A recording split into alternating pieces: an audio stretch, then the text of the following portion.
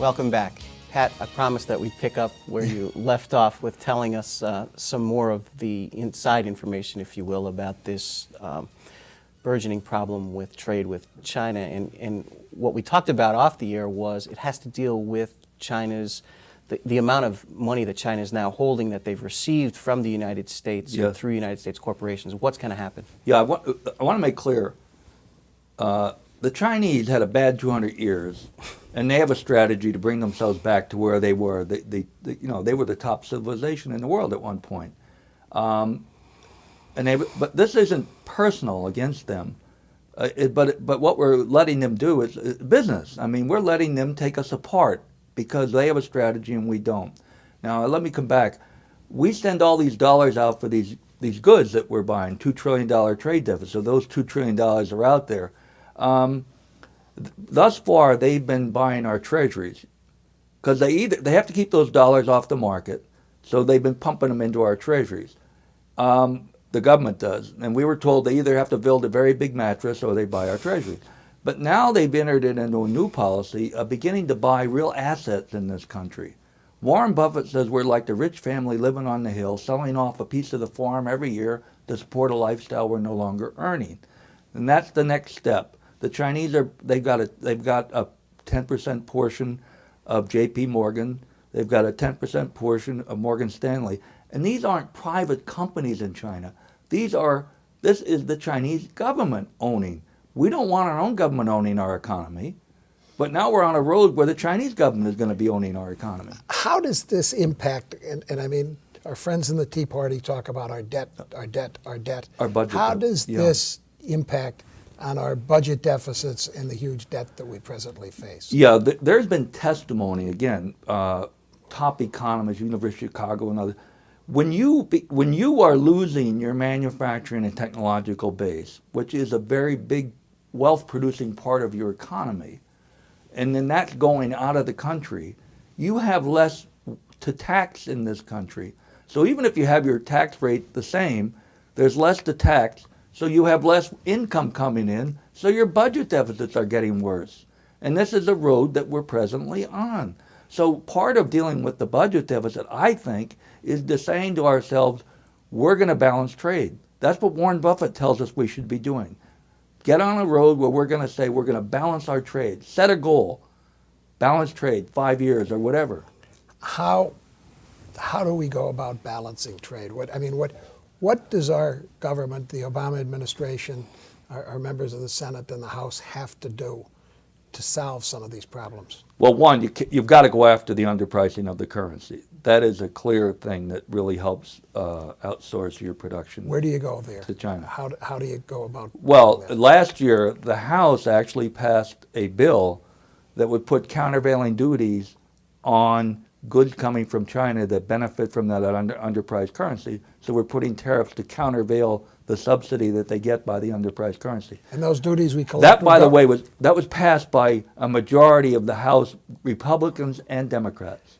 And that duty would come to our Treasury? Would go to our Treasury. And it would help reduce our deficit? Yes, it would help reduce our deficit. Now, that's one thing. But I think, Todd, my view is when President Kennedy said we're going to the moon by the end of the decade, nobody knew how to get to the moon. But he set a goal, and then we had smart people and we had the will to put together a plan to do it. If we say we're going to balance trade and we're going to do it in 5 or 6 or 7 years, then we can put together a plan on how to do it because we're smart people. It's just that we've been without goals or a vision for our country. The book of Proverbs says, without a vision, the people will perish. And that's what's happening to us. We've got to get a vision, tell our people what's happening to them. We've been living better than we're earning. When you're running massive trade deficit, it means that you're importing goods that you're not making, and so you're living better than you're earning. But you get into a hole year after year after year, and it's not good, and we got to change the direction. What's the argument against raising the tariffs? Oh, well, there will be people who say this. Well, the goods that you're getting from China will become more expensive for American consumers. And my view, it's an easy one. Walmart doesn't like that. Walmart, yes, they will not like it. But by the same token, doesn't that therefore then turn into the situation of saying, well, if you don't like the prices now coming in from China, let's make them and manufacture them in our own country so that we Right. don't have to worry about that import cost? We can make these goods. We Right. used to make them, a lot of them. We could make these goods, but we're saying, well, we get them cheaper or whatever, and you do get them cheaper because they're underpriced in their currency, they're doing subsidies and other things, because they want the investment and the technology and the know-how. That's what their vision is, and they're moving up the food chain. So we have to tell our people that it's better to have a job than a cheap good. You know, Pat, we do something every year between Thanksgiving and Christmas. We list all of the dangerous toys Yeah. that we have in this Yeah. country. And we've seen so many bad products come from China. Yeah. And we've let it go on, and we turn our back on it, and we don't worry about it. But that's truly hurting Americans as well. Well, there's a lot of things going on. One, the stuff coming in is always, if it's harmful, we should keep it out of the country. Two, we have these counterfeit goods. They rip, they're supposed to be protecting patents, trademarks, copyrights. They do not. That's part of their WTO commitment. They don't do it. We should not let any of those counterfeit goods into this country. And we have laws on the books that can do it. We have to go out and enforce and be very vigorous in what we're doing.